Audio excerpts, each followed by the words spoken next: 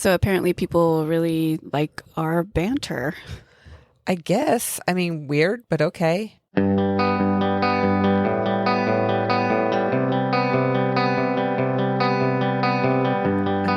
we could just skip the research that I did and we could just banter back and forth for the next hour. Chat. What do you want to talk about? There was a bunch of questions on Apparently we asked 28 the instead team of vote. 21 questions. We officially asked 26. 26. But then there were a couple not actual questions that I didn't count. Oh, okay. Okay. Look at Kiersey. Oh my gosh. Okay. They're all waking up. They're all waking up except for Z, who's falling asleep apparently. So that's good. He was asleep. I think he's waking up. Oh, well, maybe he'll go back to sleep. There was like a solid 10 minutes that we had the mics out. We had everything. And you'd think from an animal perspective, it looked like we were recording because we were talking into the mics and everything. Nothing. And then we start recording. And everybody's awake. Okay. All right, let's do it. How was your week? Well, I left work early with the migraine yesterday. Oh, Thank you for bringing me home. You're welcome. But, meow? Hello. I don't know. Well, the weekend was a little stressful, but it's better now. Yeah. We wrapped up the D&D campaign with our patrons, and that was on Tuesday. That was on Tuesday, but then Saturday we had like an all-day Zoom where we just... Oh, yeah, that's why I'm so tired. Yeah. I have peopled a lot. We were on Zoom from almost 12 hours total. Yeah, we peopled a lot on Saturday. A lot, and I'm so tired. Yeah. And we're recording this on Tuesday, which we should have done Friday. No, Tuesday is usually the day that we release the episode to the patrons, and they got nothing. They got nothing today because there was nothing to give. I think they still have emotions. Like the ones who play the D&D game, at least, are still have emotions. Big emotions. That chat's still like going strong, so they won't mind. I hope. All right. I hope no one else minds. I mean, we're still like early days in this podcast. This is only episode 22. 22. And I think for the most part, even though we give our patrons the early episodes, I think they all listen on Thursday so they can download it from an app and actually help us have with it our numbers. Count toward our numbers. Yeah. Yay. Which we really appreciate from all of our patrons. And from all of our other listeners who are not patrons. We appreciate it very much that you listen. Yeah. So like having this 2 whole days early, it will be a better perk later on when we have more followers and possibly ads, because you would get it ad free. For now, we appreciate the downloads. Yes. So tell your friends about us. So you okay? I accidentally hit Kiersey. Oh no. So I will say, how are you doing? Since you asked me, I'll ask you, and because I care how you're doing. This is weird. Is this what small talk is I like? know, I don't like it. I don't like small. This is weird, but I do want to know how you're doing. It's weird. This is weird. I'm good. Good. Okay, let's do something else.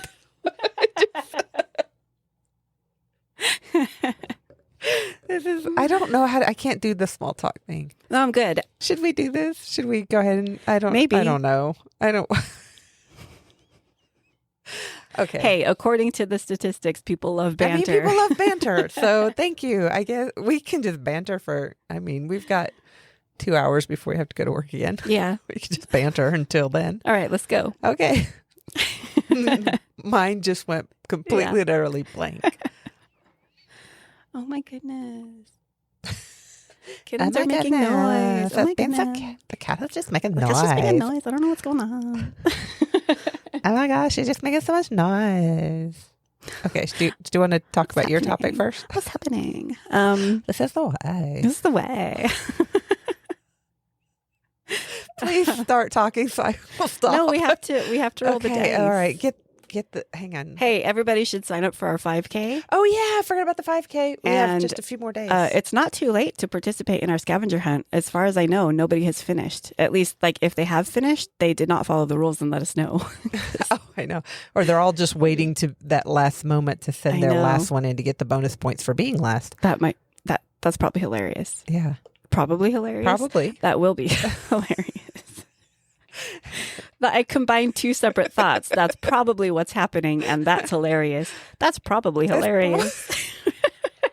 I mean, it probably is in the future. And then it took me like a solid 5 seconds to realize what I had said. I was going to roll both dice. Man. Do you want to roll yours? Yeah. Okay. Maybe. I don't know. It rolls really well. It does. Oh, no. I got a 4. You got a 5. Oh, no. Oh, my gosh. I was like, I need one less. I rolled my 5 and I was like, oh, you're for sure going first. But no. Nope. Okay. How about that? How about that? That dice loves me. It does. It likes it when you go first. We should just make it a rule that you go first. No. I mean, no. I mean, we could. We could just make it a rule. And you could just go first. So, okay. My card that I drew whenever I drew the card last time, because it wasn't the last. Oh, no, it was. I was thinking the last actual episode we did that wasn't the 21 questions was the April Fool's one. No, we did Kate Warren and phobias. Yeah. Okay. Oh my goodness. My Jess, timeline is so screwed up. Okay. Anyway, I was really excited to draw this card because this is one of our recurring cards. Oh, and it's the first time that this particular recurring card was drawn. Oh. Mythology and folklore. Oh. Yeah. How exciting. I was going to be like, we did pirates too. Okay. Mythology and folklore. Yeah. Okay. That's such a broad, fun thing. I'm excited. It is, which is probably why I struggled for a little bit, but I came up with the idea. So it's springtime. Nope. My brain went there too. Anyway, if you've seen The Producers, you know what song just flashed through both of our heads and why we're not gonna sing it. So I cannot stop laughing now. I'm so sorry. The time is spring. It is spring. And it's officially, right? Today's the 22nd. Is it like the official first day of spring? I know it's Earth Day. Yeah, Earth Day. I think it is. I know it's the 21st or 22nd. Cool. Well, happy spring. Happy spring. And happy it was Earth 87 today, and it snowed on Friday. Yeah. So welcome to freaking spring. I'm going to talk about flowers. Flowers in mythology and in folklore, and another random thing that I learned about that I will talk about later.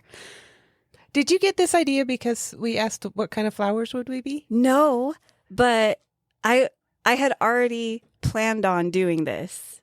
So it's hilarious that came up, and I actually put that in my notes to talk about later because I looked up the meanings. Okay. I guess I could talk about it now. I can wait for your bullet point to arrive. It's just at the end. Oh, okay. But I could easily tack it onto the beginning. So, yeah, if you're wondering what the crap we're talking about, last week we played a little ADHD version of 21 questions that was actually 26 questions or maybe 28 questions. And we asked the listeners what kind of flowers we would be. And one of our listeners and our good friend Sarah, she gave us an answer. And of course, because I was currently researching like flower symbolism and everything, I had to look up the flowers that she gave us. So you came up with that like really quick too. You were like, oh, and this means this, and this means this. And I was like, wow, you're so cool. Well, I just Google, but also like, I don't know. It just seemed like you were like in the zone. Now I know why.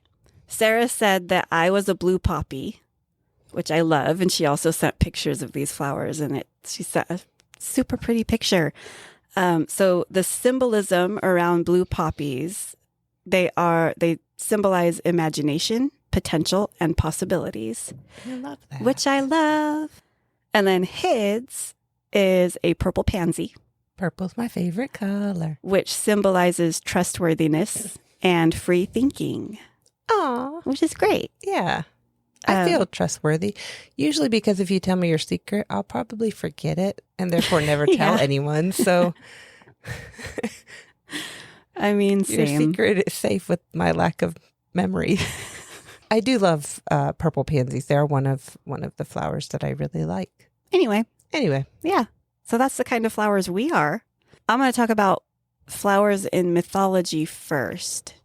And I have a lot of Greek mythology. There's like a ton of Greek mythology. I didn't even include everything. I just chose, looks like I have 4 bullet points in this section. I just chose 4 stories. Okay. One of them, and probably the most well-known, at least most well-known story about a flower in mythology is Narcissus. Mm-hmm. He was a very attractive young man who scorned the advances of those who fell in love with him, including the nymph Echo, who has her own legend. And his lack of sympathy for everyone he rejected angered the gods. And they caused him to fall in love with his own reflection as he leaned over a pool of water. And he could not stop staring at himself.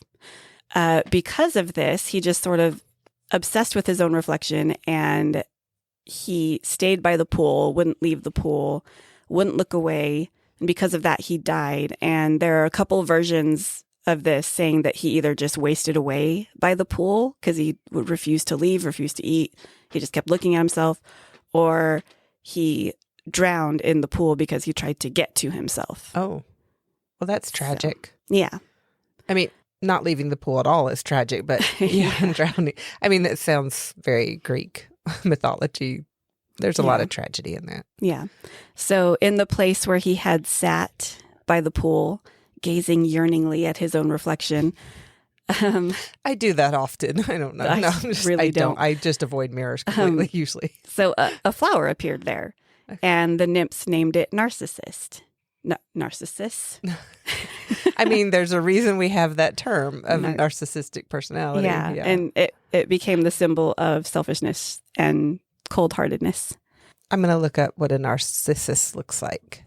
A narcissus? No, a narcissus flower. Yeah. Not a narcissist. I know what those look like. It's Oh, they're daffodils. Yeah, they're daffodils. Oh. Yeah. Okay. I actually do like the daffodils. scientific name for daffodil has narcissus in it somewhere. Yeah. I feel like I might have known that as I'm looking at these, but they're very pretty. I do like them. They're pretty. Fitting that you have the first little flowers of spring, and we're on the first day of spring, and it's the first of your flowers. Yeah. Did you plan that? Totally. Okay. You're so clever. I didn't. Okay. Another Greek mythology flower is the anemone. It's often associated with the death of Adonis, who was loved by both Persephone, the queen of the underworld, and Aphrodite, the goddess of love. When Adonis was out hunting alone, he wounded a boar, and the boar got him back by stabbing him with one of his tusks. Aphrodite heard his cries and arrived to see Adonis bleeding to death. Red anemones sprang from the earth where the drops of Adonis's blood fell. And in another version of the story, the anemones were originally white before the death of Adonis, and then his blood turned them red. And so from then on, it was red. They're a very pretty little flower. I'm just Googling these as you talk about them. An anemone. I always think of seeing an anemone. With fins like these, who needs anemones? Anemones. Anemones. Anemones. I want M&Ms. There are some on the kitchen table. I think I still have some of my birthday M&Ms in the drawer too. I don't know. Oh, nope. I ate all mine. Anyway, next one. Hyacinthus. I love hyacinthus. You're just like talking about I just like all the flowers, but you are really hitting my favorites here. I didn't realize that hyacinths were named for a story of Greek legend. So Hyacinthus was a mortal who lived in Sparta. He was loved by the sun god Apollo. He was also loved by Zephyrus, god of the west wind, and a handful of other dudes. Okay, then. He was just... You go, Hyacinth. He was really attractive, I guess. And one day, Hyacinthus and Apollo were amusing themselves with a friendly discus competition. Okay. Apollo... I'm so amused by you, Hyacinthus, said the sun god Apollo. Let's play discus. Let's play discus. Okay. Just a friendly competition. Mortal and a god just throwing a discus around. Yeah, that's when bad things happened. No. Apollo threw the discus so hard and Hyacinthus ran to go get it. At the same time, I'm picturing like when you play Frisbee with a dog, which is bad. But like, yeah, Apollo threw the discus and Hyacinthus ran after it. And one of the versions of the story says that the discus hit the ground and then bounced back and hit Hyacinthus and killed him. Oh, how sad. Another version of this story says that Zephyrus, the god of the west wind, directed the winds to like shift the discus and hit Hyacinthus because he was jealous. Yeah.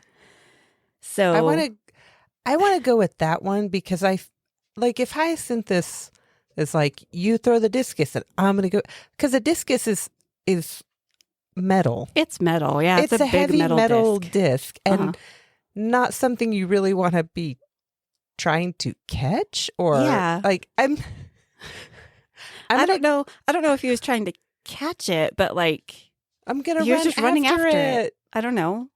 It just seems a little risky, I guess. Just running into a field where someone's throwing a large metal object. Well, the discus went first and then Hyacinthus was running literally after it. So the danger, like, what are the odds that a big metal disc would bounce off the ground and come back to hit you? Like, I'm sure he wasn't thinking I was misunderstanding. That. Okay, I was thinking like, here, throw, I got it. No, he didn't try to catch it in midair. I did say the dog with the Frisbee thing. I think that just like, I was just like, wait, he did what now? No, that doesn't seem very smart. He just ran to go get it, I guess, but before it landed. And so he like ran, he was like, running along with it. It's going to take me a minute to get there because you threw that so hard. Yeah, because you're Apollo. Okay, I'm going to run. I'm going to start running now. That's probably it. Okay. So Apollo was so devastated that he created the hyacinthus from the hyacinth flower from Hyacinthus's blood. I did actually read that the hyacinth, like we know, the flower that we know as hyacinths today are actually different than the original description given in this Greek legend. Okay. But I couldn't find the description of the thing, only that Apollo had written something on each of the petals of the hyacinth. I don't know. I didn't put that part in my notes. I should have. I love you. I thought I love you. He just wrote "I love you" on all the little petals. No, it was something more dramatic, like I don't know. Do not run after the discus. Emo Apollos was very emo. So sad. The sun will stop shining. Night falls. Yeah. Anyway. Okay, I'm sorry. Clytie, who was either a water nymph or a princess of the ancient city of Babylon, fell in love with Apollo, god of the sun. And Apollo returned her love for a little while, but then got over it. I don't know. Maybe he was still sad over pining over Hyacinthus. Yeah, I don't know. Like, I love you, but or maybe this is where he met Hyacinthus. No, I'm gonna go with she's like, hey, come on over. We'll have tea. I love you, but he went to her garden and there were all these hyacinths, and he was like, oh, I'm just so sad. It's not a face. And he flipped his hair out of his face. Picks one of the flowers and starts writing on its petals. emo song lyrics.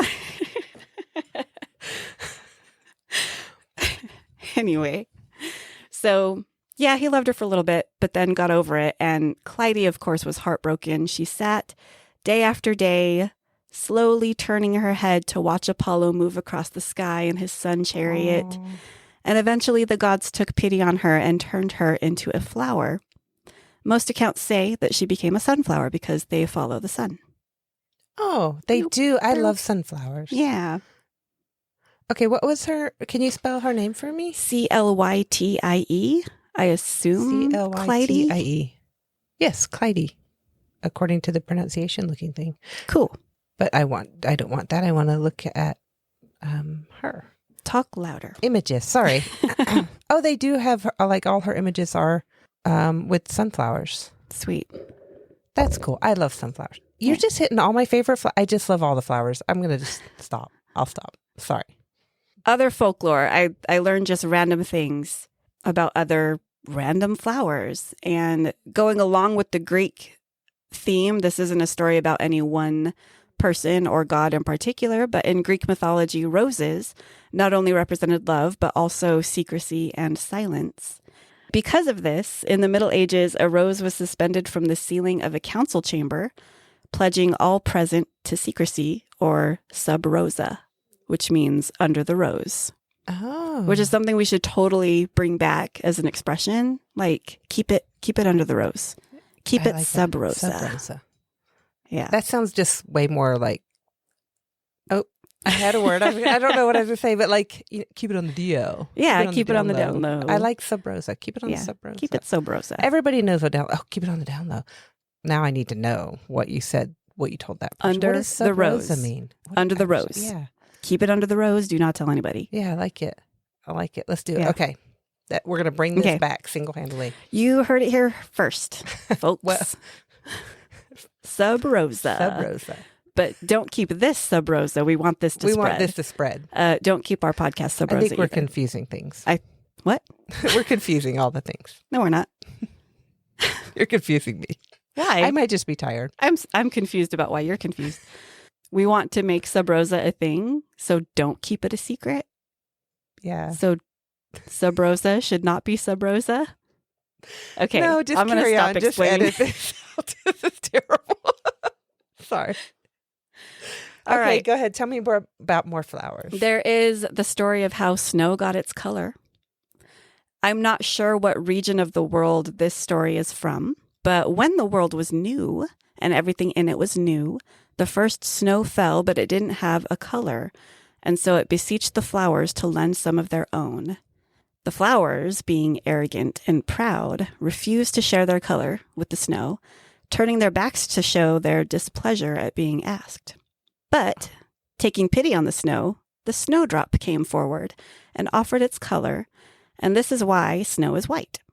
In return, the snow gave the snowdrop its protection to bloom in the cold, and this is why the snowdrops are often the first flower to appear in the spring. Aw. Yeah. Well, I love that little story.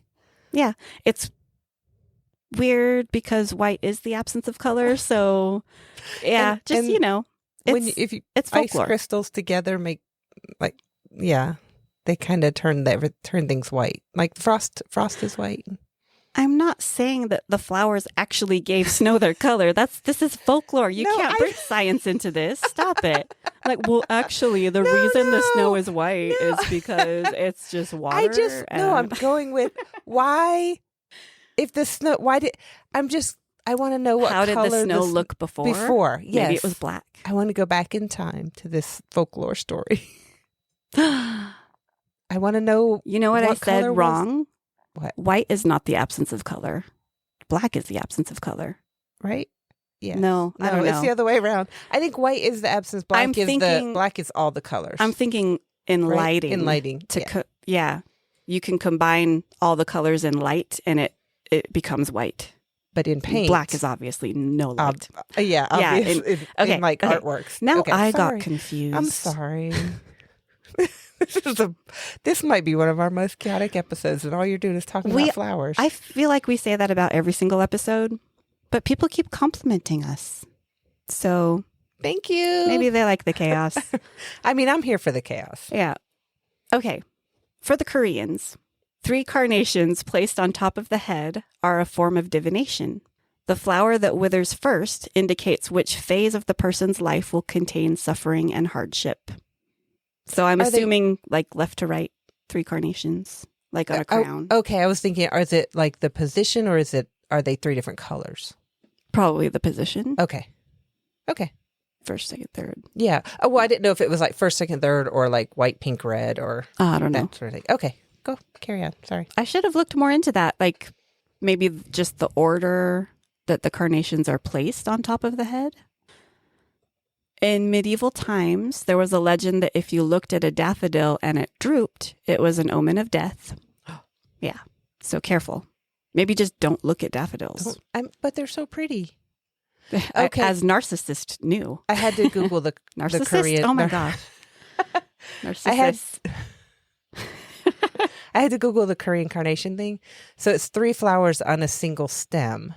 Oh. If the top flower dies first, the last years of one's life will be difficult. If the bottom one dies first, youth will be sad. Okay. Okay. Is it accurate that they place them on the top of the head? Mm-hmm. Okay. A cluster of 3 flowers on a single stem worn in the hair. Oh, that's cool. Yeah, that is cool. Okay, I learned new things. According to Northern European legend, woodland nymphs distributed the foxglove flowers to foxes who wore them on their little toes to muffle their steps as they hunted. That's adorable. It's so cute. Foxglove. Oh my gosh. Little gloves for their toe beans. Yeah. So they wouldn't make any noise while they're sneaking up on their prey. I love that. So adorable. Calla lilies. My favorite flower of all. A calla lily, unplanted by any human hand, will spring up from the graves of those executed for crimes they didn't commit. If someone was actually innocent, but got executed anyway, a calla lily would grow. I did not know that. I love calla lilies. It was believed that I believe that's what a calla lily on the grave meant. Oh, that person must have been innocent. Whoops. That was it for the mythology and folklore, even though, I could have talked about that. Like I said, there were so many just in Greek mythology alone. Mm-hmm. There was also just a ton of flowers just in general folklore. But in my research, I discovered a thing that I want to talk about. Okay. It's called Floriography. Floriography. Floriography is the language of flowers. Oh my gosh. Look, in my head. Look. I'm looking at you right now. Listen. Okay. Sorry. Look and listen. No, in my head as you were talking, I was like, I'm going to listen to what she's saying, but I want to remember. I appreciate that. No, but I was like, I want to remember at the end of this that I want to look into the language of flowers. Well, here you go. Yay. Okay. Sorry, I got all excited because you were saying what I was like, remember to say that.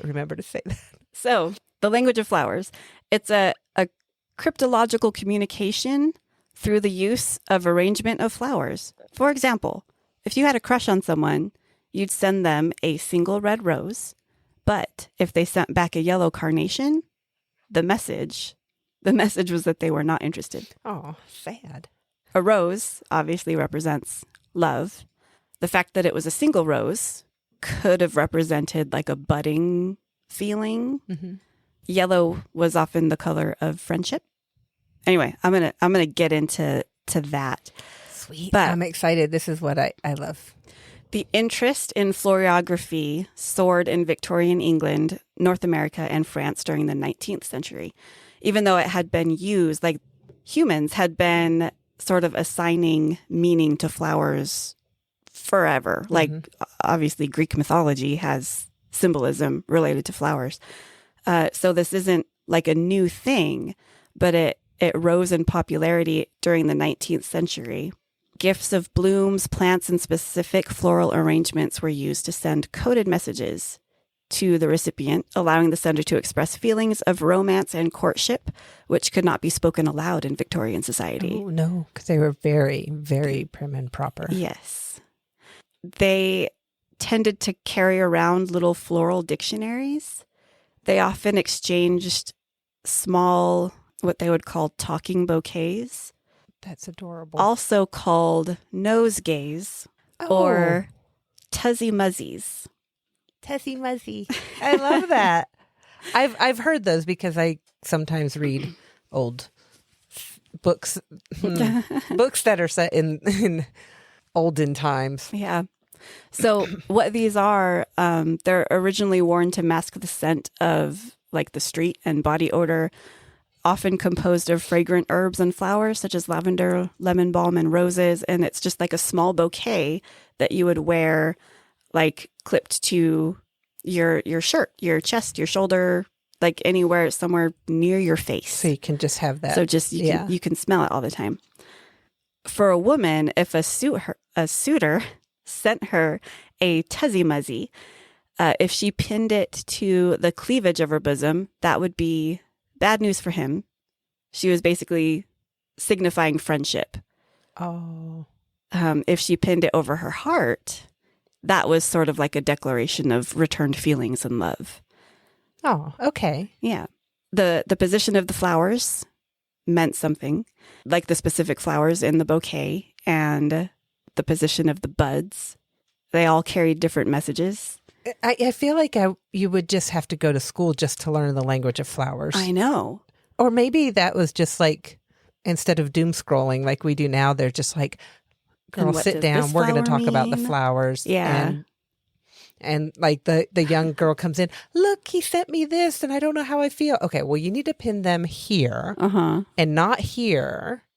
And rotate it so this bud is facing, so this little flower is facing that way. It's so crazy. That's just so cool. So the action of giving flowers also served as a silent answer to a question. If flowers were presented with the right hand, it would indicate the answer to the question was yes. If the flowers were given with the left hand, it means no. There were also details like which side the bow was tied on could determine if the message applied to the person presenting the flowers or the person receiving them. Just all kinds of little all details. These little nuances. And yeah. It's kind of like the language of fans. Like, yeah. And a ladies in court and how they held their fan or tapped their wrist or whatever they did, like would send messages. Yeah. Which I think is very cool. It's crazy. There was also meaning in if you were given a single flower or a bouquet. So a single flower could represent simplicity and directness in the message. It could signify that the sender's emotions were clear and straightforward. It could also mean focus, sort of an emphasis on the meaning associated with that specific flower. So, for example, the single red rose would unmistakably represent love and passion. So, like, yeah, there's no mistaking what that means. It could also mean that, like I said earlier, it could be like the initial stages of romance, the early stages of a romantic relationship. A single flower could signify a budding or initial interest in someone. It hinted at the potential for deeper feelings to develop over time. I just went, I kind of like you. I'm only going to send you one flower instead of a whole bouquet. Yeah, let's see how this works. Yeah. Okay, like we've been talking now for like a month. I'm going to send you 2 flowers, two roses. And when I'm sure that you are the one, you're going to get a whole dozen. What if she sends nothing back? Well, then I'm only out 1 rose. The cost of 1 rose. Would that be like an open invitation to try again? And she would have to send you the yellow carnation to be like, no, stop. Or yeah, I mean, I don't know what the proper steps would be at the time. Would that no flower being sent back, would that be kind of like, yeah, you got left on red? Yeah, I think so. Yeah, I saw your rose. Yeah, I got it. I just threw it out.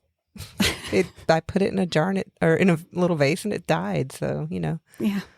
Like you just never know. Oh, pretty rose. Or like someone send me a rose and I'd be like, oh, how pretty. And then forget its existence. And then be like, oh, I told them, right? I did. Oh, no, I never sent the flower back. It's been a month. Is it too late to send it back now? I don't know. If I send it back now, is it a confusing message? I'll just figure that out tomorrow. And then like 6 months later, I'll be like, oh, I never sent the flower back. Hope they're still not waiting for a reply because that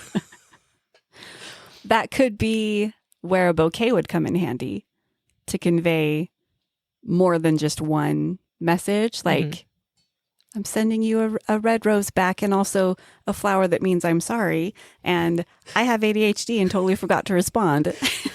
So tying into that, when you start talking about the language of flowers, I have in my Pinterest board that it's been there forever, 2 posts where someone wrote and was like, I just learned about the language of flowers. I want to know how to send a message like this.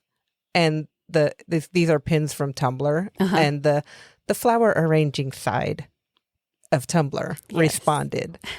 So the first one, do you mind if I just dive right in here? Go for it. Okay. Yeah. The first one is, okay. This is from Clumsy Octopus on Tumblr. They say, flower language has always been an intense source of disappointment for me. Like, they all mean really generic things like love or forever or I'm sorry. I thought you could combine flowers. Like, you could just send someone a bouquet and from the combination of hibiscus, posies, and tulips, they'd understand. The rebel leader is dead. Rendezvous at the docks at 8. Bring the dog. You will need lighter fluid and a large tomato. To which user Thursday Plaid replied, I saw this and got so excited that my obscure knowledge base might come into use. I had to stretch a few flowers, so to speak, but Victorian flower language allows for alteration in meaning depending on color, fruit, flower, bud. They wrote steam, I think it means stem, leaves, and thorns, so I didn't feel this was too far out of line. This message would work best as 2 bouquets bound together. First, red nasturtium with no leaves. Red denotes a leader, the nasturtium a patriot, mixed with white or red mass flowers, rebellion, red if you want to emphasize fighting, white for martyrdom, around cypress for death, then chickweed for the rendezvous, and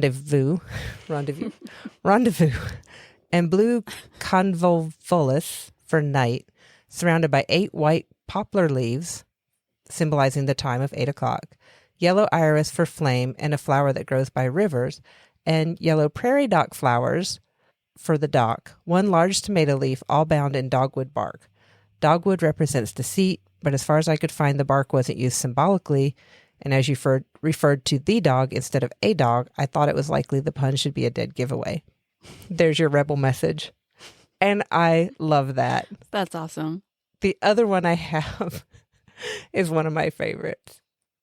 Person A owns a flower shop and person B comes storming in one day, slaps $20 on the counter and says, how do I passively aggressively say F you in flower? And someone goes, my time has come. So you need a bouquet of, is it bouquet or bouquet? Bouquet. Okay, thank you. I mean, I've heard it both ways, but if you say bouquet, I'm going to assume that you're just pretentious. And, okay, good. Yeah, trying to be fancy and bougie, and you're really not. So say bouquet. Okay.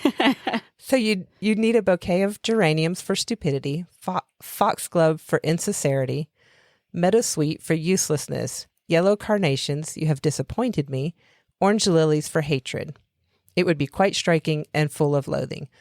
Bonus flowers to include: asphodel, my regrets will follow you beyond the grave, bee orchid for error, a frog orchid for disgust, a white lily if your recipient is Chinese. While this can signify virtue, purity, and peace, this is also a common funeral flower, a bird's foot trefoil for revenge, and cardamine for paternal error. And then they said, if you want to be really bad, they say something else. Simply send them a bouquet with poison oak and ivy hidden in the stems. Oh, that's awesome. I'm like, oh, that would be so mean. But I kind of love like that. This language of flowers is like, oh, well, you can say I love you, but you can also say I really dislike you a lot. Yeah. So yeah, those have been in my pin board since probably I started Pinterest. Yeah. However many moons ago. I think I have heard both of those. Yeah. I took an event planning course. It was online, so doesn't really mean anything. I am certified though, so yay. But one of the sections was about flowers and their meanings and like what flowers were appropriate if you were like planning a funeral, what flowers were appropriate at a wedding and things like that, because all these flowers have different meanings. And then it did kind of go into the cultural significances of them. Mm-hmm. And yeah, I thought that was really cool. And it was just a very small section of this course. But it sparked my interest. Yeah, it's so fascinating to just be like, oh, why did you put that flower? Because that's a bad flower for this particular event. You know, you're like, oh no. Oh my gosh, I'm sorry. I just looked up and the cat has he was actually in, like, he yawned, but he fell asleep mid-yawn and his head's kind of just kicked back now. Yeah. Okay, I'm sorry. So now he looks like he's looking up, but he's totally asleep. Totally asleep. He's such a weird his cat. neck's going to hurt when he wakes up. He'll Yeah. be like, oh, I don't know. Okay, I'm sorry. Okay. Bouquets, signifying a whole array of complex emotions, messages. The selection of different flowers on a bouquet allowed for a rich, layered expression of feelings. I love it. I have a list. These are about 30 flowers along with their traditional meanings. And I'm guessing Western culture because Okay. I know there are different meanings in Eastern culture for a lot of these. So the rose, love, passion, and beauty. Lily is purity, virtue, and devotion. The daisy, innocence, purity, and new beginnings. Tulip is perfect love and elegance. Sunflower is adoration and loyalty. So like all of these are very bland. Yeah. Orchid could be exotic beauty and strength. Carnation for love and fascination. The iris is faith, wisdom, and hope. Peony is prosperity and good fortune. The daffodil is rebirth and new beginnings. A hyacinth is sincerity and constancy. Lilac is first love and youthful innocence. These are all, yeah. It's so funny because, like, I'm listening and some of these, they sound, I don't want to say generic, but they kind of sound generic. They do. But then, like, hyacinth, or no, narcissus, what did you say the daffodil was? Daffodil's rebirth and new beginnings. Which seems an odd based on the folklore of, Yeah. or the mythology of the flower. You would think it would be more like an ending. Yeah. Or an obsession kind of type Yeah. thing. But yeah, this, like the sunflower was adoration. That made sense. Uh-huh. And the hyacinth was... Sincerity and constancy. Yeah. It's like, so those Which make sense could kind of make based sense. on the mythology of stuff. Yeah. But yeah, it does seem a little broad. Yeah. Broad It's and kind of generic, like when kinda you're like- looking up like name meanings, it's all like hope and Yeah. Like, charity. yeah. And they're all kind of this, 10 names mean all the same thing. And, yeah. or like, if you go in the paper and you read your horoscope and it's like, that can fit anybody. Yeah. Okay. Come on. Come on. The anemone means anticipation and fragility, which is interesting because, again, anemone, based on the Greek mythology, was created From when, blood. Yeah, the blood of, oh gosh, you just, of what's his face? of what's his name? The guy, Adonis. the dude, Adonis. Adonis. The guy, the guy. Yeah, that one guy. That one guy. Here's a very specific one. Zinnia is thoughts of absent friends, Oh, which is cute.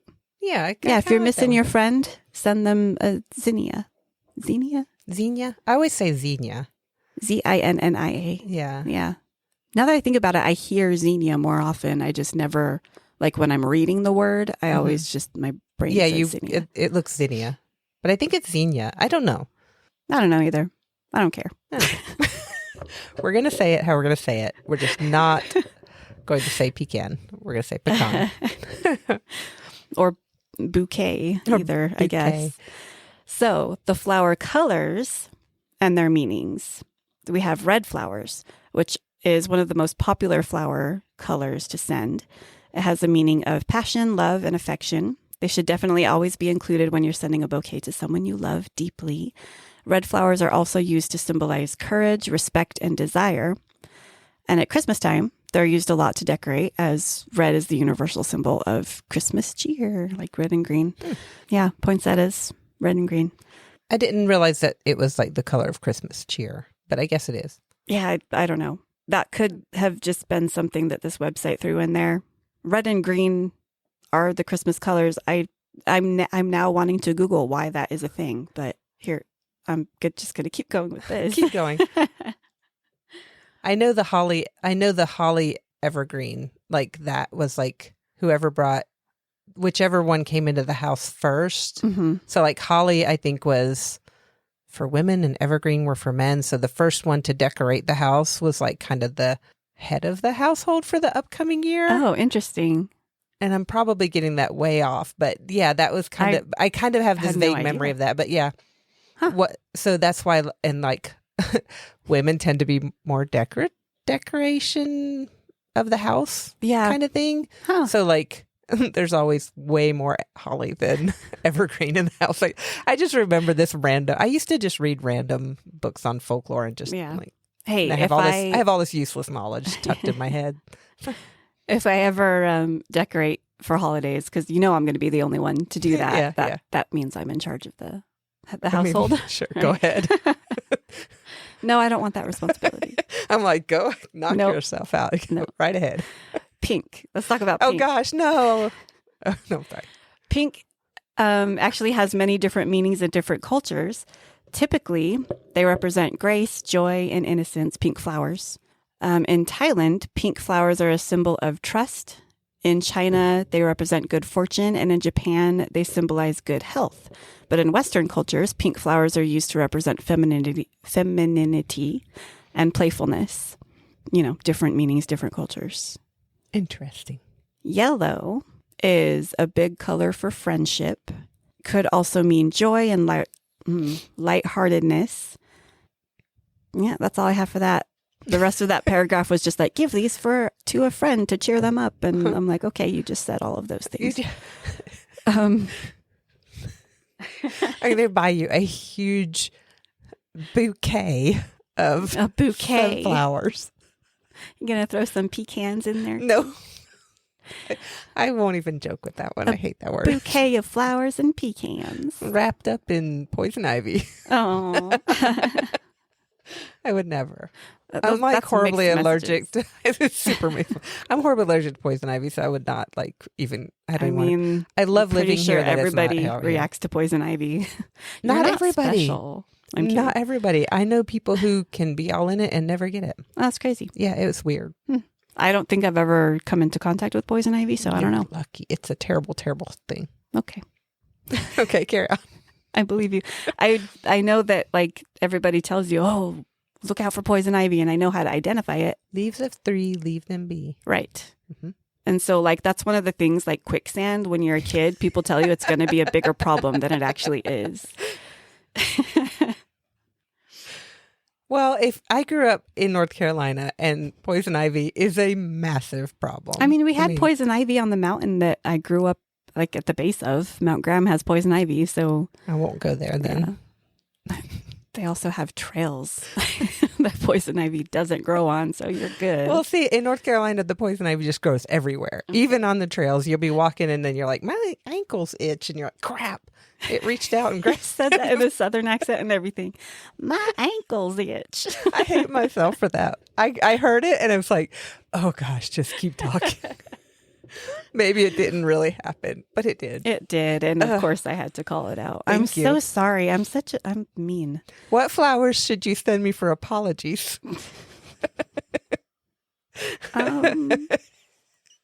Is that in your notes? Oh no, I have love, friendship, gratitude, sympathy, and celebration. I don't have apology on here. Wow. I know. So, but one last white color. Roses, pink carnations, and blue hyacinths. I want a bouquet tomorrow. White roses also mean sympathy. Well. And pink roses mean gratitude.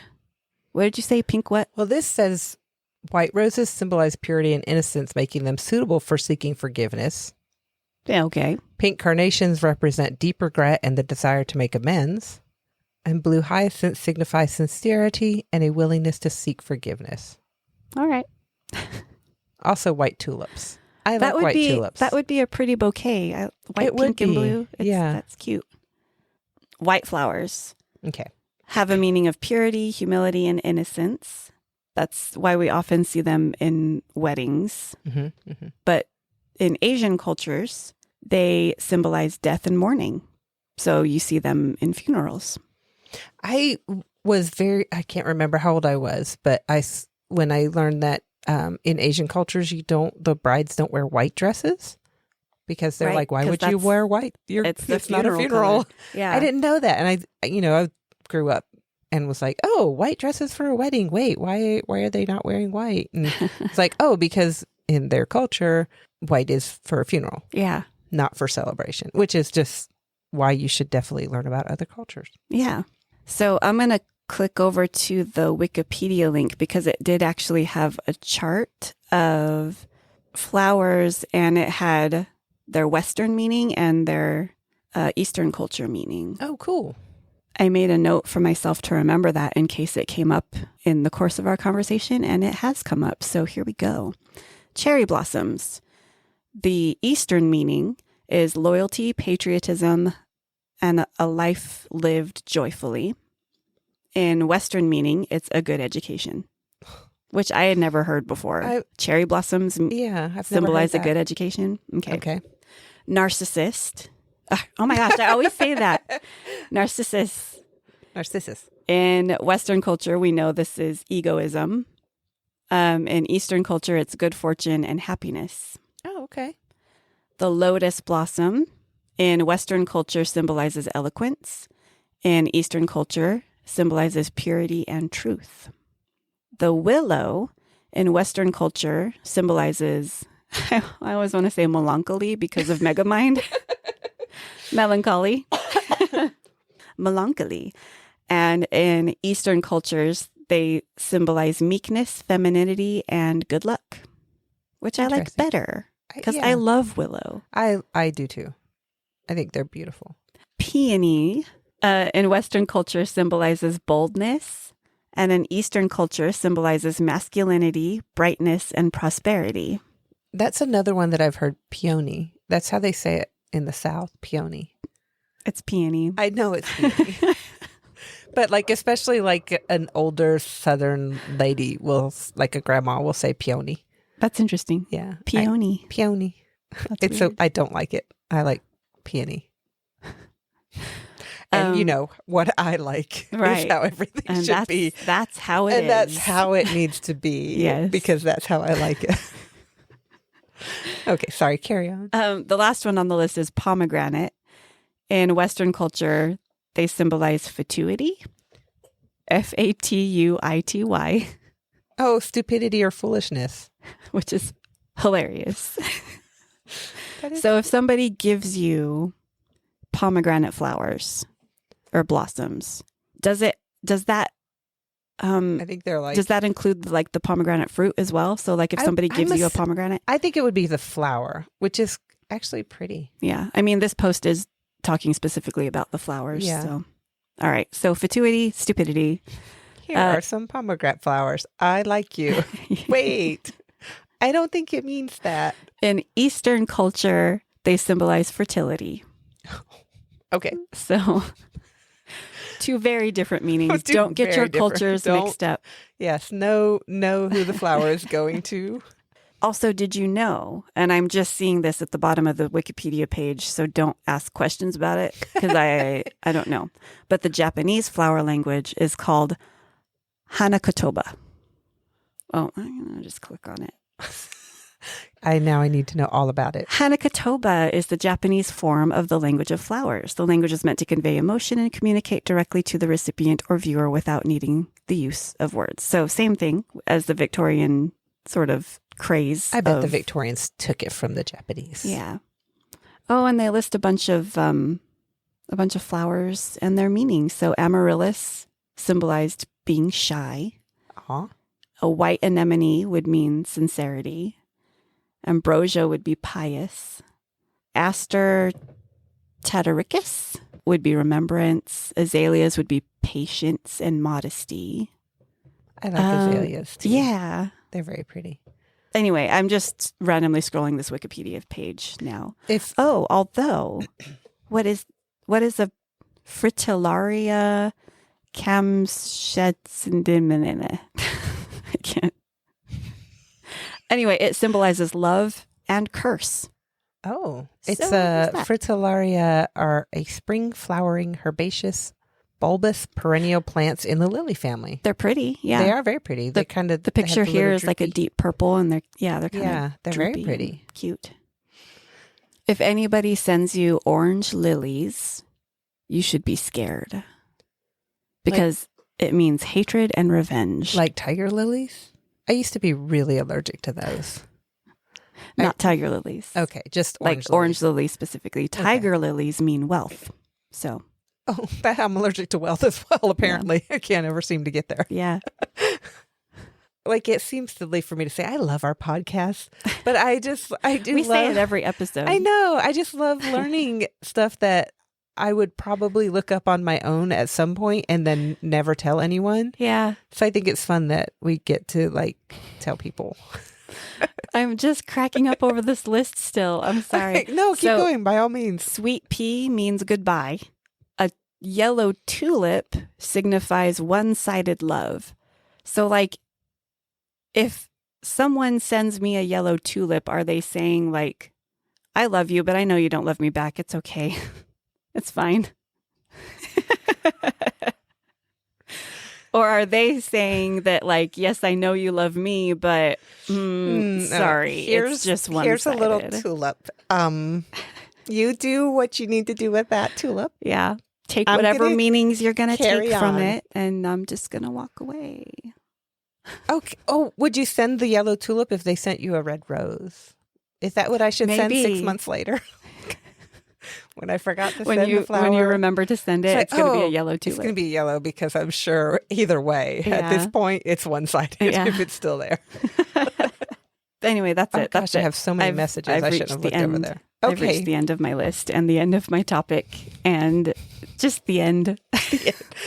This is the end. The end.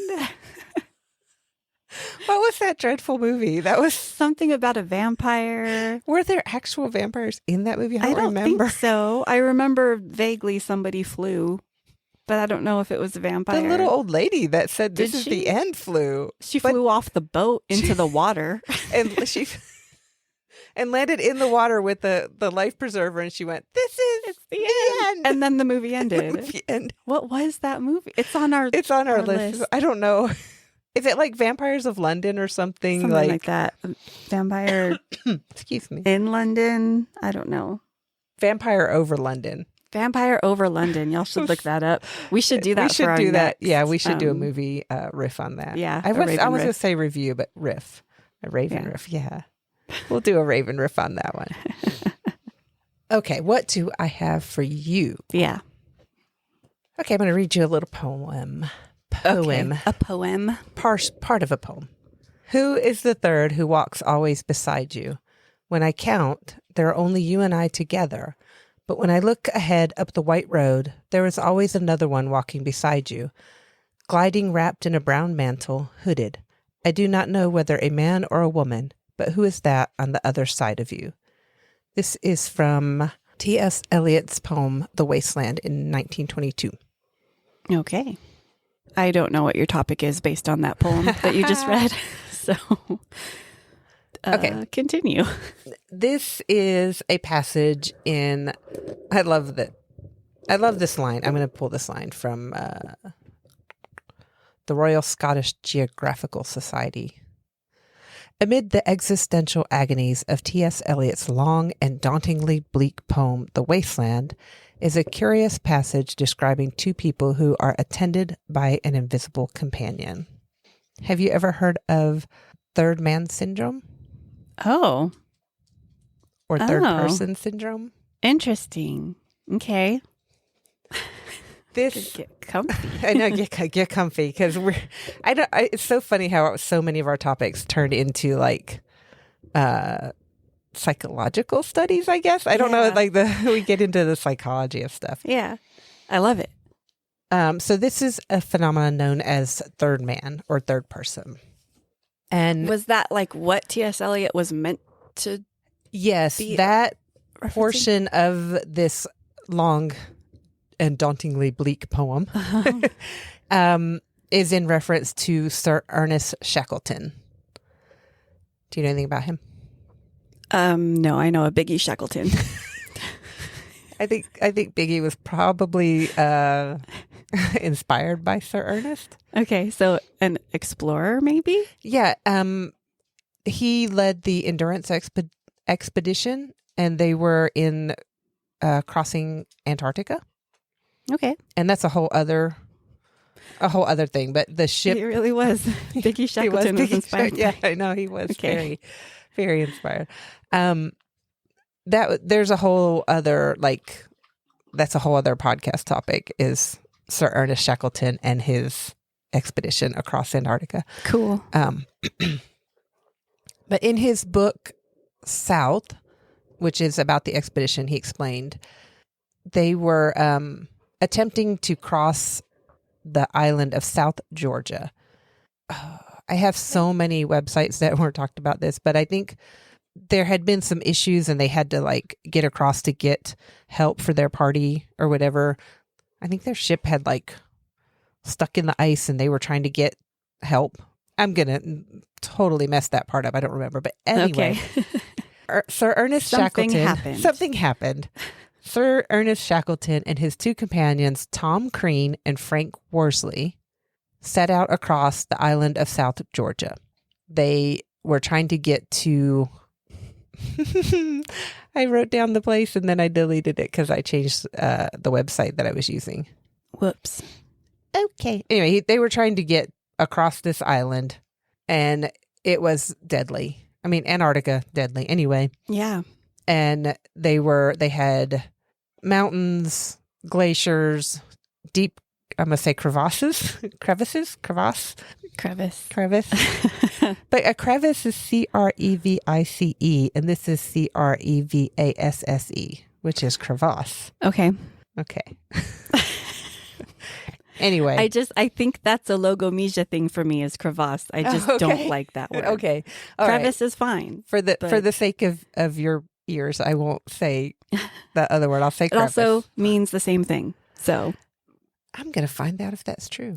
Anyway, it's probably just like a regional thing. Anyway. I think it is, yeah. During the time that they spent 36 hours crossing this island to get to their destination and safety. When they reached the other side, he wrote in his book, I know during that long and racking march of 36 hours over the unnamed mountains and glaciers of South Georgia, it seemed to me often that we were 4, not 3. I said nothing to my companions on the point, but afterwards, Worsley said to me, Boss, I had a curious feeling on the march that there was another person with us. And Crean later confessed to the same idea. That is so crazy. It's pretty wild, and I'm here for it.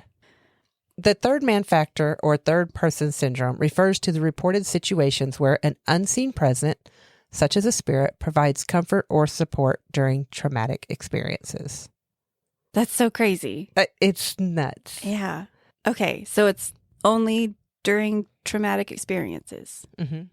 Okay, so you've heard, you're probably going to get into it, but why do our brains do that? Well, I'm going to get into that. There's a lot of different ideas. The syndrome was first clinically documented in the 1940s. And since then, psychologists have postulated many reasons and explanations, from sensory deprivation, extreme fatigue and boredom, and to an evolutionary adaptation. Huh. So it says if one person can summon up a benevolent presence while others are incapable of such a thing, then the psychological comfort may give a boost in survival stakes. Interesting. I'll read some examples later. I went on some Reddit posts and got a few things. And it's a lot like, I've heard it also in paranormal circumstances where you're asleep and then you hear someone say, wake up, and you wake up and the house is on fire, or someone's breaking in, or that sort of thing. Yeah. And that's kind of more, that one I feel like some of the examples I read on Reddit, I was like, I don't know if this kind of falls into the same. Yeah, I wouldn't put that in the same category. Yeah, I kind of put that either a sixth sense or a paranormal experience if you believe in that sort of thing. Yeah. So there is Dr. Lisa Johnson, who is based in Sydney as a clinical psychologist, has used she's encouraged trauma victims to cultivate an inner character to help them kind of work through their trauma. Like, imagine someone who is there with you or someone who could provide you comfort during this time, and kind of an internal dialogue type of thing. Yeah. And she says she's found this to be very powerful in therapy, but she also sees this as a parallel with the third man syndrome, where the psyche could rise to the occasion and fulfill a need for external assistance. So like Shackleton and his two men that he knew were with him were struggling through this, freezing landscape. Uh-huh. And they would see occasionally this person kind of walking ahead of them, showing them a path that was like a little less strenuous than the one they had maybe chosen or settled on to cross an area, or kind of helping them find a path that led kind of out of the wind in the shelter of the mountain or whatever. But it was only the three of them. That's weird. So they actually saw. They would actually see a fourth figure or presence where they would just be like, there's someone else with us, kind of lending us moral support or pointing the way, which I find that absolutely fascinating. Yeah. That's crazy. It is like, I feel like I need to point out though, when I say crazy, I'm not meaning like mentally unstable kind of crazy, just like the general sort of slang meaning of the word. What? Just That's like, so whoa. crazy. Yeah. Like just wild. Like, yeah. It is really a fascinating thing. And there are a lot of back and forth. I found like so many different articles. They kind of all led along the same line. No one really knows what causes it. Mm-hmm.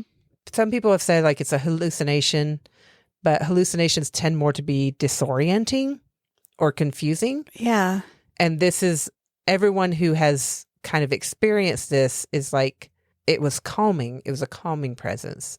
And people are say like, it could be just a coping mechanism. Like our brain just kind of like, you're in the middle of this massive amount of trauma, shut down and let me kind of take charge. Yeah. Well, and like the fact that they were all seeing somebody ahead of them leading the way, it kind of takes the pressure off of the three of them. Like, oh, good. We don't have to be the ones to make the decisions. Because like in a situation like that, that's very traumatic, very intense, the wrong decision could mean life or death. Yeah, exactly. And the stress of that, I can see why your psyche, I guess, would want to take that weight off of your brain and put it onto someone else. What I find fascinating, yes, to all of that. What I find fascinating is that these three men all sense this presence or this fourth man that was with them, which is like, I could understand if like Sir Ernest Shackleton, like he was like, oh, I just felt like there was someone else with us. And the other two guys are like, what? You're crazy. It was just the three of us. You were just making really good decisions the whole way. He's like, no, it wasn't me. I could see it if one of them did. But the fact that all three is fascinating. Yeah. That you have these three different people and personalities, obviously all like experts in their field, but also like they're in this situation and they all felt this presence of a fourth with them. Yeah. There were some articles that got into it that, the guardian angel or kind of a spiritual aspect to things. And I like some of the Reddit examples I read too were like, that's my guardian angel. They told me to turn left and the car crashed to the right or, kind of that sort of thing. Yeah. And again, I feel like I wanted to do it. Like I could have spent months on this subject. And I mean, psychologists have spent years on it since the 1940s, trying to really kind of dive into it and, find out what is it real? Is it just something our brain is doing to help us through a really hard place? Or is there like a guardian angel type thing? I struggle with the guardian angel thing because like, well, why do you have one and this person doesn't? Yeah. Why does this happen and this one doesn't? But, so I'm kind of, I don't know where I stand on that, but I do like, this is kind of fascinating that in cases of extreme trauma, and it does seem to be more in an extended period of time, not so much like a single traumatic not like, moment. I was in a car crash and this happened. But it's the couple examples I've read of people in car crashes. It was when the car had went off the road and no help was there. Yeah. And then someone would come and stay with them and either help them get out of the car and get to a place of safety, or at least get back to the road where they can signal for help, or that they would just stay with them until help arrived. So it was kind of more of an extended length of time, rather than turn left instead of right and then it's done. I feel like the third man is more of that extended period of time, where you're either injured or at risk for a length of time, and then you kind of get this presence that comes there. That's really cool. Like, that makes sense that these are times that you are conscious and probably thinking like, wow, I wish I wasn't alone right now. And in those like split second moments, you don't really think, oh, I wish someone was with me, you know? Yeah. But it's the stretches of time where you actually have that thought. Where the moments where you feel like, I can't get through this, or I need to keep doing this, but I'm not going to survive. And then something helps you get through that. There is a book. This was one, I think the other day I was like, oh no, a rabbit hole. And then I was reading and I'm like, none of that sentence I just read made any sense at all. At which point I just closed the computer and was like, no, nothing said made sense. What's the book? Conversations on Consciousness and the Bicameral Mind.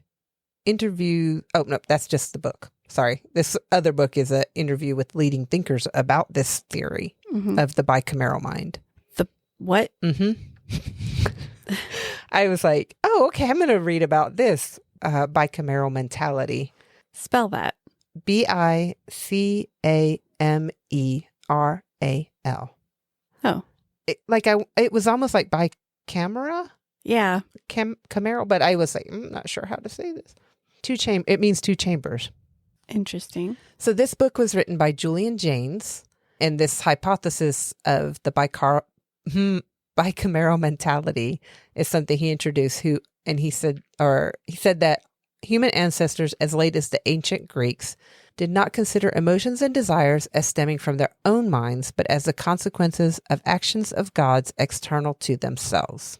The theory posits that the human mind once operated in a state in which cognitive functions were divided between one part of the brain that appears to be speaking and a second part of the brain that listens and obeys, a bicameral mind. And the breakdown of this division gave rise to consciousness in humans.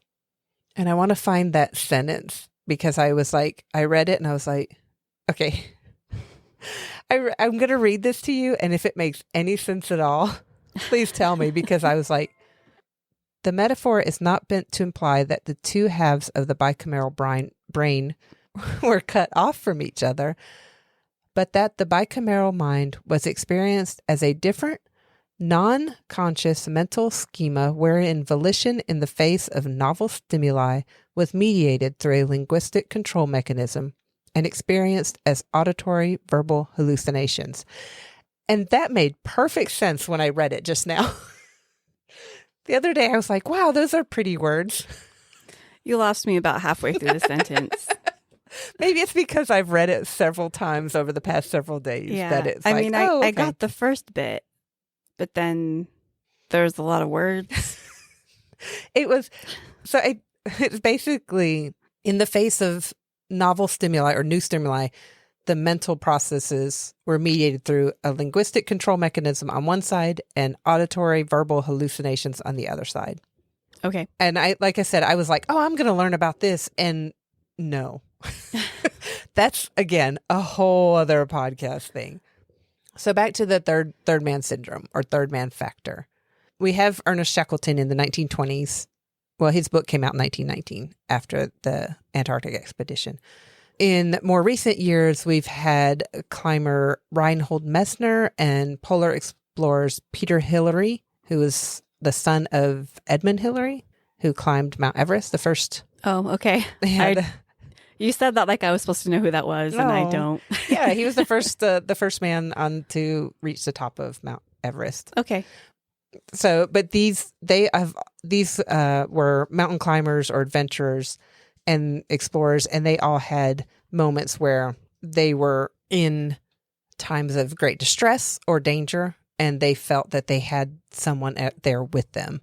Another mountain climber named Joe Simpson had a book that came out in 1988 called Touching the Void, which recounts a near-death experience in the Andes. And he says he heard a voice that encouraged him to keep moving after suffering a terrible leg injury. And he fell off a cliff and into a crevice. And he said that this voice kept telling him to continue walking and to follow the blood that was dripping from his nose as he walked.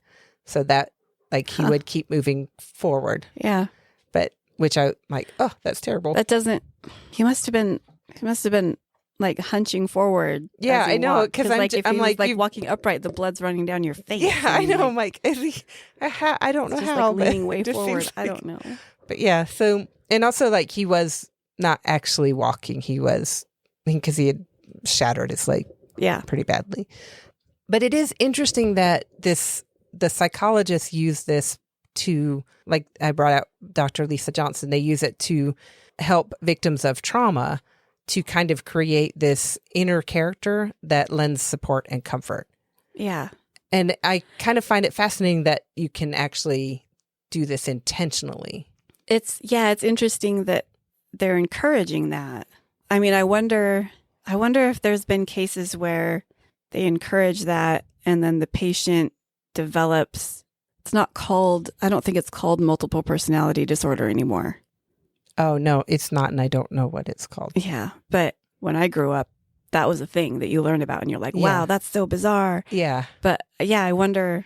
I'll add it to the list, to kind of deep dive into that, because it is, when I read that, it was one of the last things I read, and I was like, oh, that's really interesting, because I could see how you could kind of develop this inner voice or inner monologue, and you could tell them, if especially if your trauma was like sent you into a nonverbal state, or you just like the act of just talking even to a therapist was too much, where you could tell yourself just or create this person in your head and talk to them, and then maybe they could tell the therapist, in that form. And I think that's really fascinating. Mm-hmm. I mean, like I have said it 100 times, I'm sure, on this podcast alone, the brain is fascinating. Yeah. And the fact that you're in this point of huge trauma where, you would like shut down or give up and be like, oh, you're just a couple hours from where you need to be, but you're kind of just shutting down. And then something kind of kicks over and says, keep going. You're almost there. Keep going. You can do this. Is it some undefinable spirit? Or is it just our brains, which are very logical, just kind of taking over and go, no, you can keep doing this. Yes, it hurts. Yes, you've broken your leg or you're bleeding or whatever. You're almost there. So it's just a fascinating little. Yeah. I don't know. I'm just like, it's so strange that our brains can just really kind of take over. And I wanted to bring up, there was a Redditor that talked about the book, The Origin of Consciousness in the Breakdown of the Bicameral Mind by Julian Jaynes. And he goes back and forth and he says, this is a very readable and enjoyable book. And the quote that he put in there from the book, I'm like, I had no fun. This was not enjoyable to read. It was I was like, okay. But I'm just going to, it's kind of a long quote, but I like what he wrote about this, or what this person wrote about this. And their username on Reddit is Anti-Citizen Prime, so to give them credit of this quote. It says, I love how people are divided or waffle back and forth about whether Jaynes was visionary or bonkers. To quote Richard Dawkins, it is one of those books that is either complete rubbish or a work of consummate genius. Nothing in between. Probably the former, but I'm hedging my bets. It says, in any case, whether his theories are sound or not, the early chapters are fantastic because they really dive into what consciousness even is or isn't in a very comprehensive way that's fun to read. I also like that he gave a name to the phenomenon that hasn't really had a name, though it hasn't caught on in popularity, aptic structures. This is basically his word to define ancestral memory or skills, or what we might call innate programming. Things like a beaver knowing instinctively how to build a dam, or a spider weaving a web, or the human impulse to react to a snake. And this is something we talked about, I think, with your sister not long ago, about the generational trauma or generational memories. Yeah. And this comment was like over 2 years ago on Reddit. And I know that the generational trauma thing is kind of a new concept or theory. And then like when I read this is what kind of pulled this out of all the other random Reddit comments. This kind of pulled it out. And I was like, oh, this book could have something talking about this kind of like we had this and the ancestral memory skills or aptic structures. He says, aptic structures are the neurological basis of aptitudes that are composed of an innate, evolved aptic paradigm, plus the results of experience in development. The term is meant to replace such problematic words as instincts. They are the organizations of the brains, always partially innate, that make the organism apt to behave in a certain way under certain conditions. So it's kind of like we, if we're under high stress, the survival mode kicks in and the brain's like, hey, centuries ago, our ancestors were in this same position and they kept going and they survived. So I need to keep doing that, which is very, very, very dumbed down, I realize. But like, I have to make things very simplified for my brain to understand them. Because I just like, oh, that's so cool. And moving on to the next one. But I just thought it was interesting, like the concept of it just being an innate survival thing. And that lends, that like we were talking before, your brain kind of takes over and says, you can do this. Yeah. I've often heard that our brain is what keeps us alive because our muscles are actually so strong. It would tear our skeleton apart. Like that's why we can like lift a car off a child. Yeah. In a moment I've heard that. Yeah. I don't know. I don't know. Yeah. I don't know like if I believe that because I can sometimes barely lift anything. I don't know. But like it's just a weird concept that it is kind of mind over matter type thing. Mind over matter. I have one more part of this Redditor's thing that was interesting. He says, I have read a theory that the reason people often see their life flash before their eyes under a stressful situation is because the brain is rapidly trying to search the entirety of your memory in order to find a solution to the current predicament. That I can believe. Yeah, that makes perfect sense. It's like, oh, have we done this before?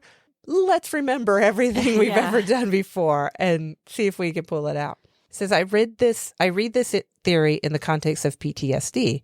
Brain scans in PTSD patients show heightened activity in the temporal lobe, which is associated with encoding memory and processing auditory information. The theory I read is that the temporal lobe can kind of get out of whack during those PTSD-inducing situations, perhaps strengthening neural connections a bit too hard, which is why the people with PTSD have flashbacks to the moment of crisis. The neural connections all lead back to that moment of crisis, so it's that memory that is evoked when triggered by association. It's just that's all kind of fascinating. Yeah. And the temporal lobe is associated with auditory information and language. So the thought that you're having this moment of crisis, your brain is searching for a way out, and then it's like, oh, here's another person here that can kind of help you out of this situation because that's what we need in that moment. Yeah. The brain's like, you need a friend. You need someone to encourage you and keep you going. Here you go. Boom. You just kind of have this person who's helping you along the way. So I found a BuzzFeed article that has some examples, and I'm going to kind of go read a few of those. Sweet. And some of these are kind of that moment, that instantaneous, hey, get up, or that sort of thing. And I'm going to try not to read too many of those because I don't know if those are the exact. I don't know if those really fit into what I've come to understand as this third man factor. Yeah. I was 5 years old in the back seat of the car while mom was driving home from the store. I was so tired, so I rested my head against the car door and fell asleep. Suddenly, I heard someone scream my name and yell at me to wake up. I opened my eyes and asked my mom why she had yelled. She said she hadn't. Just then, a truck slammed into the car right where my head had just been resting against the door. Other than bruising on my arms and legs, I was completely fine. My side of the car was smashed in. I'm sure I would have been dead if I hadn't woken up and moved my head. to me, that's not like a trauma. There's trauma there, but like the trauma didn't cause the third man factor. Yeah. Like, I don't know if that's kind of the same thing. Huh. This one, though, I do like. It says, when my oldest son was 4, this is from Jerry.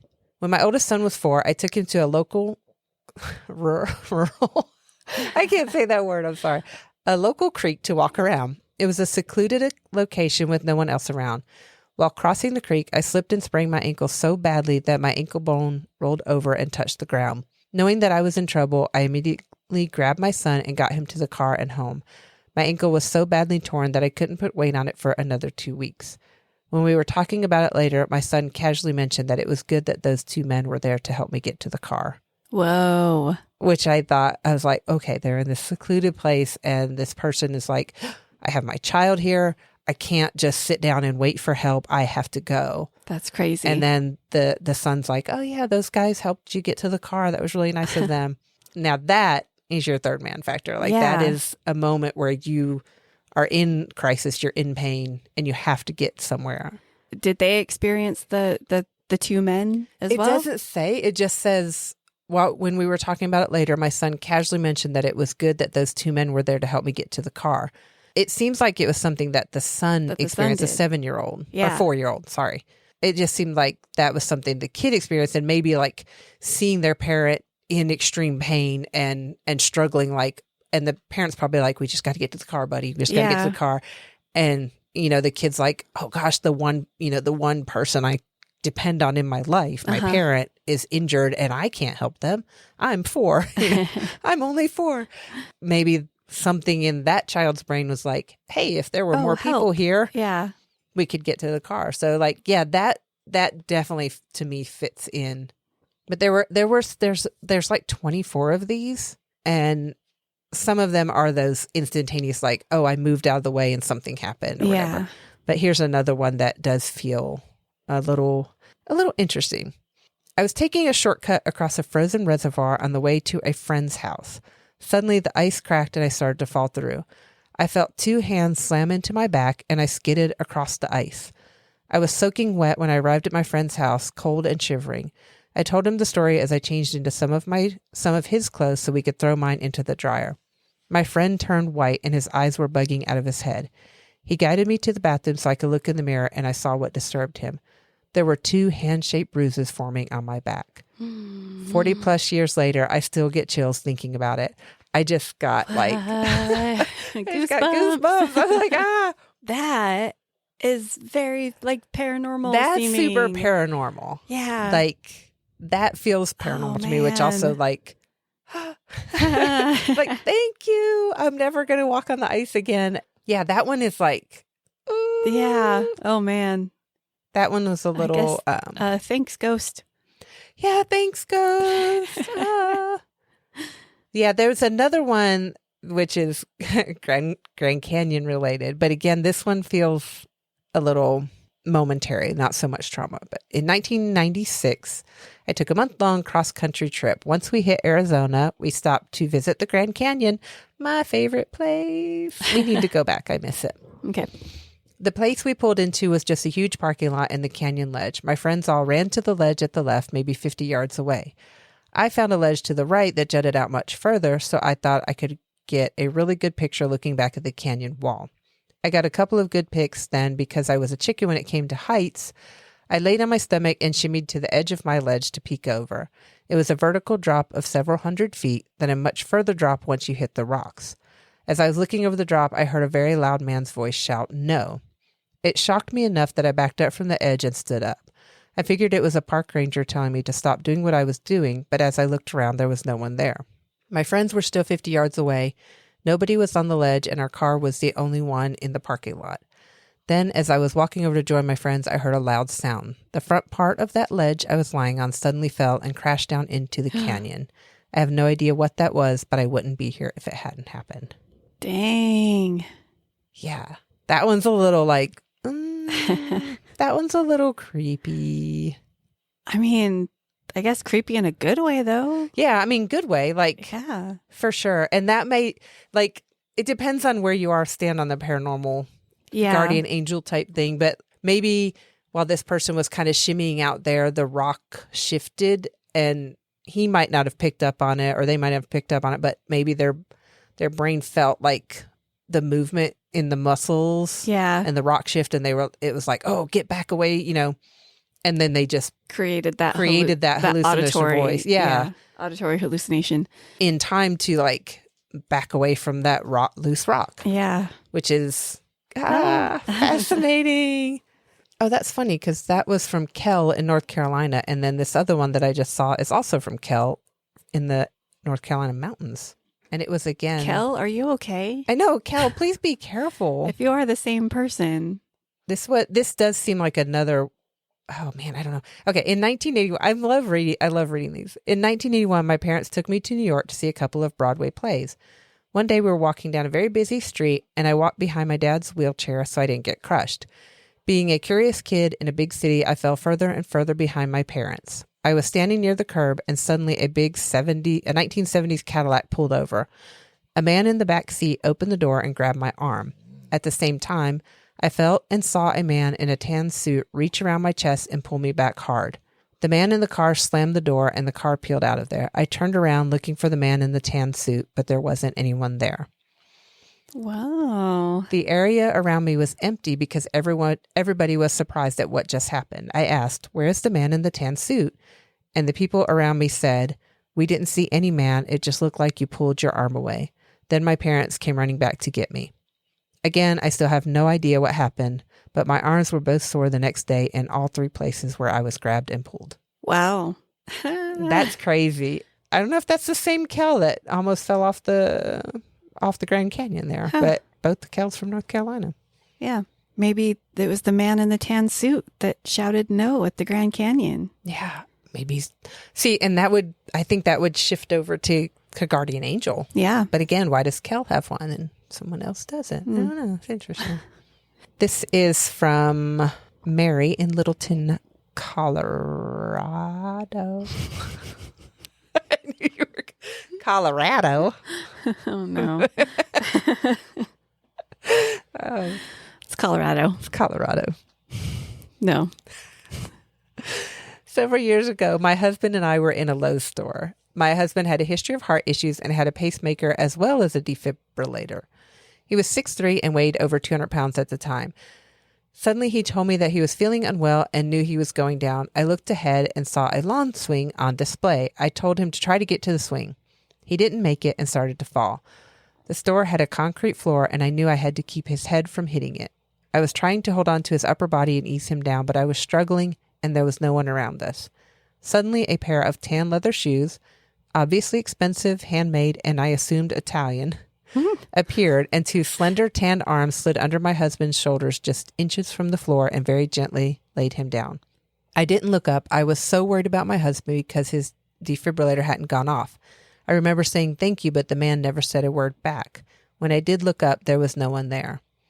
A woman who had been coming into the store up front of me had seen me struggling with my husband and immediately pulled out her phone to call 911.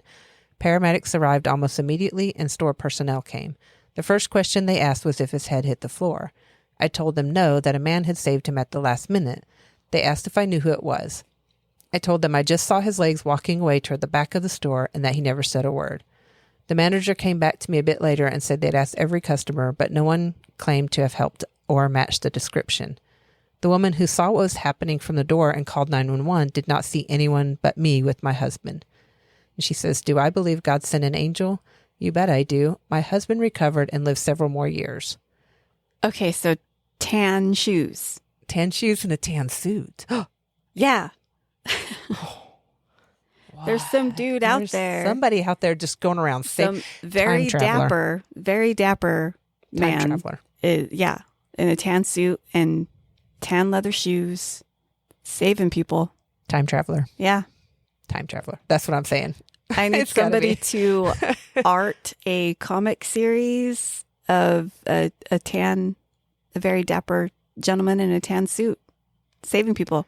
Just blipping all over time. Just like, I got Kell in 10 minutes. Oh, oh man, in 20 years, Kel's going to be on the Grand Canyon. Let me pop over there really quick and tell him no. Just pulled. Kel, I already saved you from being kidnapped. Don't go hanging over the ledge of the Grand Canyon, my dude. I might not be here next time. Hang on. TVA. Their uniforms are tan. Oh no, it's the TVA. It's Loki. Well, I don't know if it's Loki. No, it wouldn't be Loki. It's a member of the TVA. That's Morpheus. That's how Morpheus got his start. Morpheus? Morbius. Morpheus is the guy from the Matrix. Morpheus. Oh, yeah, it's like Morpheus is the vampire. There's a comic book character who's a vampire named Morpheus. Okay. Yeah. He's also the guy from the Matrix. Yeah. Morbius of the TVA is blipping around saving people. I like it. I'm Yeah. here for it. I'll put the link in there because there's, like they said, there's 24 of these stories, and I'm not going to read all of them. Yeah. But I think some of them definitely feel like that third person or third man factor, Yeah. where there's an extended trauma or extended danger, and you're in this traumatic situation and you need help, and that person, your brain, something kicks in and pushes you to safety. The man in the tan suit. The man in the tan suit. I bet he pushed that person on the ice too. Yep. Mm-hmm. You just couldn't see him because Yeah. he's behind you. And he just disappeared. And then he's like, gotta go save Yeah. Kel, man. Like, this crazy Kel. It's like the third time this week. Oh, Kel, if you're out there, I hope you're doing good. But yeah, I mean, like, I could really, there were a lot of articles, but they all kind of were saying the same thing. Like, is it a psychological trauma related response from our brain? Yeah. And there were, of course, some articles that were like, this is guardian angel, guardian spirit, something, that just is there kind of pushing you, to, it's not your time type of thing. The bicameral mind is just kind of fascinating that at one point our brains were at two different levels. Like one side was like, I'm in charge and you listen. And the other side's like, okay, yeah, weird. It's weird. The brain is weird and fascinating. Yeah. But yeah, I guess that's all we really have. I could keep talking, but I don't want to. I'm tired and we still have to go to work. Yeah. But I'll put these links in there so people can read these examples because they're really kind of fascinating. Some of them are just like, what? And some of them are just kind of cool. I think we should probably draw cards. We should probably draw cards. I learned during this episode. I did too. I learned about flowers and brains. Flowers and brains. Oh my gosh. Best brain life. Oh, That was about flowers and brains too. The symmetry there. That's Wow. interesting. Eloise Butler and Aphantasia. Eloise Butler, are you here with us? Thank you. No, it's just third person syndrome. Oh, Or okay. Third syndrome? Third man. It's both third person syndrome, third man factor. Okay. They're kind of interchangeable. In my mind, syndrome is like a negative, has like a negative connotation. same. So it's weird. So I calling it that. we'll say third man factor. Third man factor. Okay. I like it. Or I think just that might be what I tan actually- suit factor. Tan suit man. Yeah. It's the tan suit It's the tan suit man. He's here to save you. Try to stay out of trouble because he's got a lot of saving to do, and the time Not a whole traveling- lot of time, Not a lot of except he has except all he the has time. all the time. Yeah. If he misses you this time, he'll just go back and get you next time around. All right. I think it's Loki. Not Loki. Morbius. it's Morbius. Mobius. Mhm. Yeah. Mobius? Morbius. Morbius. Mobius. Owen strip. Wilson. Mobius strip. Morbius, the time TVA agent. Morpheus. The vampire. Matrix.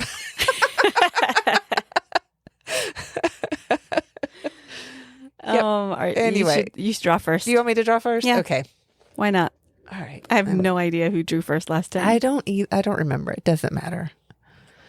Da, da, da, da, da. Oh, I almost pulled two. I mean, if you want to talk about both Oh, interesting. things. Okay. Okay. Okay. Sweet. I am excited. I am too. I'm excited. Sweet. Okay. Okay. Cool. Follow us on social media. Share our podcast with your friends, please. Jess and Head makes Jess and Hid make a podcast. Jess and Hids. Jess and Hid. I don't think we have to tell our listeners what our podcast name is because they're already listening to it. They are, but still, I think it's good social media practices to repeat your name. I don't know. Jess and Hids. Jess and Hids make a podcast. That's who we are. If you want all the links to all the things, you could just go to our website at jessandhids.com, and you can find the links to all of our socials there and to our Facebook group, which is free to join. And we also opened up some Discord channels for free as well, not just patron only. If you would like even more fun content from us, be a patron, please. Yes, because if we get enough patrons, we can then start our traveling podcast. Yeah. That we really want to do. Oh, man. Or we can actually take time to write our books. Oh, yeah, there's more that. Patreon content. Yeah. All the huge list of content things that we want to do and have no time. Yeah. Spread the word. Become a patron. Sign up for a newsletter. Oh, yeah. Do that, too. You could also do that on our website. Scroll down to the bottom, and there's just like a little form you fill out. And I'm trying to think. I feel like there's something else that should be there, but warm embers. The warm embers. Yeah, I knew there was something. What was your warm ember for the week? I think I'm going to talk about the same warm ember I put in our Facebook group. Okay. And just a reminder to take care of your mental health, that it's okay to say no when people ask you for things. That's something I struggle with because I am a people pleaser. And I always want to say, okay. And then I'm like exhausted. Yeah. So if you need permission to say no to a request, this is your permission to say no. Take care of yourself. And I think, just take some time to get self-care and allow yourself to take a break. Put the phone down. Yeah. Smell some flowers. Yeah. It's cliche. Take time to smell the roses, but take time for yourself. That's my warm ember that I'm sending out to everyone, just to remember to take care of yourself and take some breaks and recharge. Yeah. What's yours?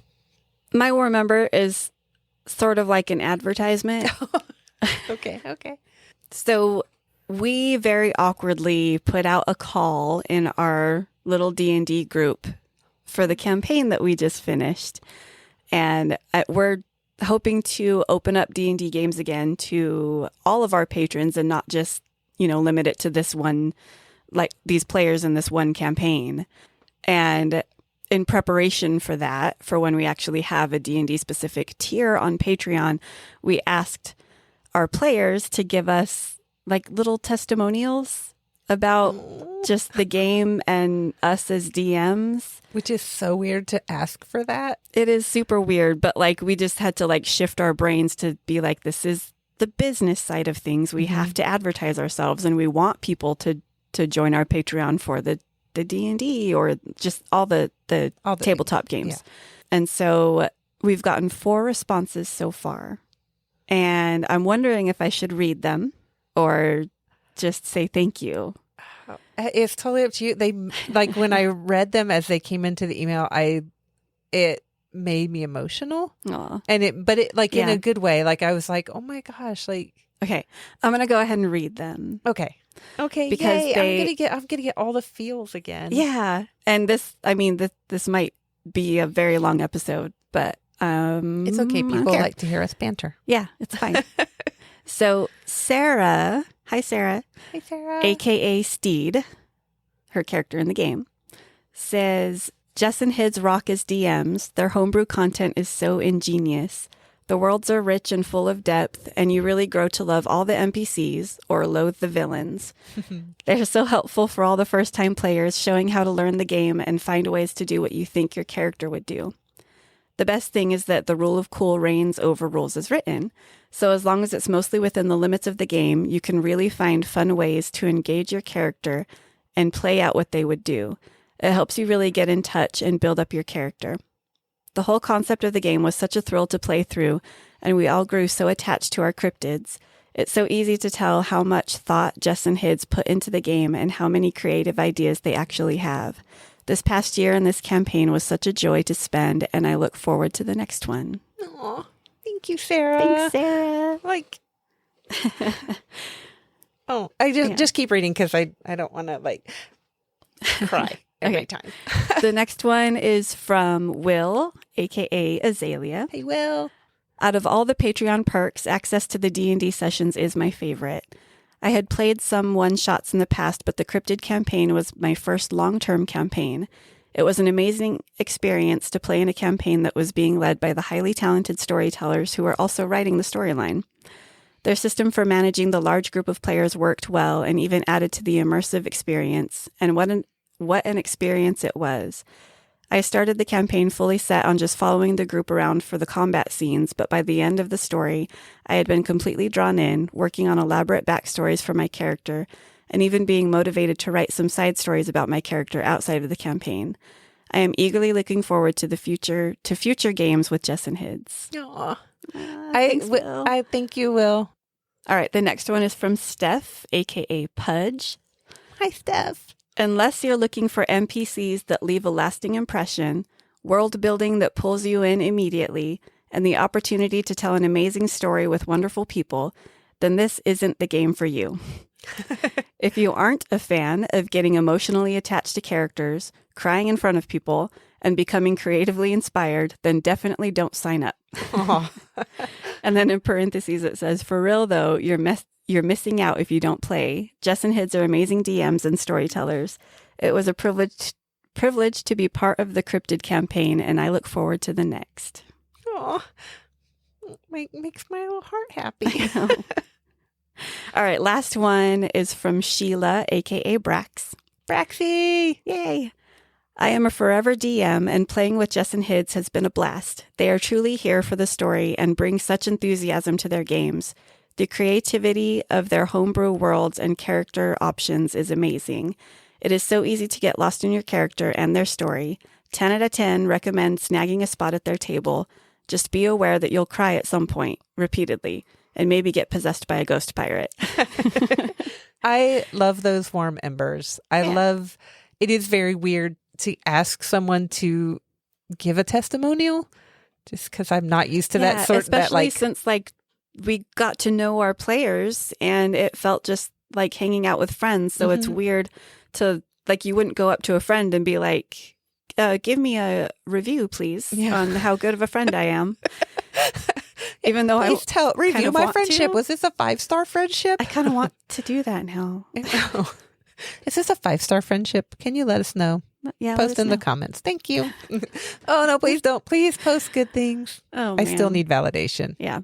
I'm not just 100%. Anyway, it was weird, but they came through. They understood the assignment and it was very sincere and heartfelt, and I appreciate it.